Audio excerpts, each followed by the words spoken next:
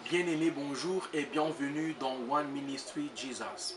Je suis toujours dans ma série d'exhortations sur la victoire du croyant. Et le texte de base, c'est toujours 1 Jean chapitre 5, versets 1 à 5.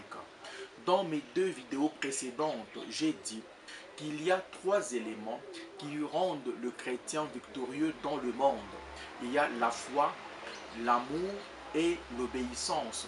J'ai parlé déjà de la foi, aujourd'hui c'est l'amour. La Bible me dit ceci: quiconque croit que Jésus est le Christ est né de Dieu. On a déjà parlé de ça.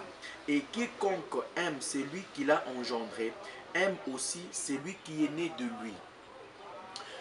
Un chrétien qui a triomphé du monde produit l'amour, produit la charité. L'amour est la deuxième caractéristique du chrétien vainqueur, du chrétien victorieux. L'amour vrai vient avec tous ses attributs: la patience, la bonté, pas envieux, pas vantard, pas égoïste, pas arrogant, pas malhonnête, ne soupçonnant pas le mal, ne soutenant pas l'injustice, mais il se réjouit dans la vérité. Il se réjouit de la vérité.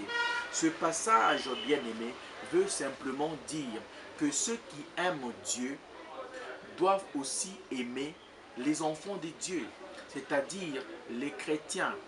Un chrétien qui prétend aimer Dieu doit être capable d'aimer aussi les autres chrétiens. Un chrétien doit être capable d'aimer, de supporter un autre chrétien, même si celui-ci n'est pas de son obédience politique ou même religieuse, mais par le simple fait qu'ils ont un même Père, un même Seigneur et un même Dieu, je dirais qu'ils sont obligés de s'aimer.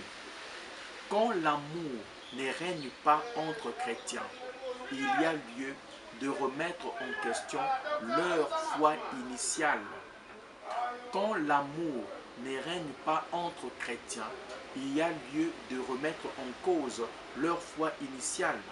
C'est comme dans une famille, lorsque les enfants issus d'un même giron et trainis sur les mêmes genoux ne peuvent vivre ensemble, ne peuvent manger ensemble, ne peuvent se supporter mutuellement. Il y a lieu, bien-aimé, de remettre en cause les mamelles qui les ont nourris.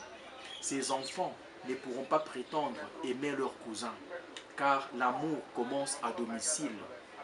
Un chrétien qui a triomphé du monde ne se contente pas simplement de croire en Dieu, mais aussi il se contente de l'aimer. L'amour vient avec les actes, l'amour vient avec la pratique. Et lorsque je fais le marriage counseling, le conseil des couples, je dis souvent qu'il y a 4 piliers lorsque nous faisons la thérapie des couples. Il y a 4 piliers sur lesquels l'amour repose. Il y a la communication, il y a le soutien, il y a la confiance et il y a l'intimité.